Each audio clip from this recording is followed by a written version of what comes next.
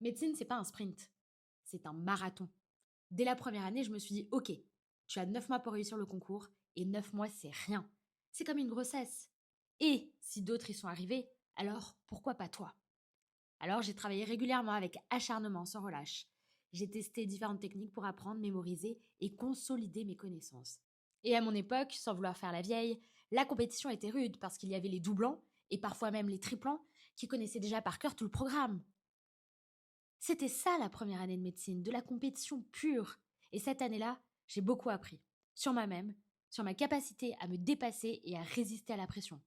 Pas de distraction. Les concours se déroulaient début janvier, donc pas de Noël, pas de jour de l'an. Mentalement, ça a été très dur. Et pourtant, j'ai relevé le défi. J'ai eu ma première année du premier coup, et je n'y croyais pas. Et mon père, qui pensait que ce serait trop difficile pour moi, est tombé de sa chaise. Et après les concours, il a fallu souffler. La P2, la D1 ont été des années plus légères, celles de la découverte de la vie carabine, la vie des étudiants en médecine. Puis sont arrivés l'externat, puis l'internat.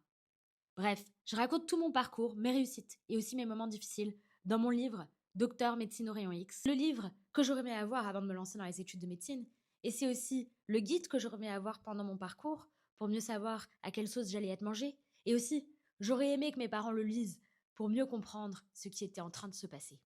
Et j'ai écrit ce livre aussi parce que beaucoup de mes amis essayaient de comprendre comment ça se passait derrière les rideaux de l'hôpital, et donc j'ai décidé de dévoiler ça pour le grand public. Ce livre a été coécrit avec Julien Bergeau, qui est auteur et dessinateur de BD, et donc je vous conseille vivement de le lire si vous avez envie d'en savoir plus sur notre vie.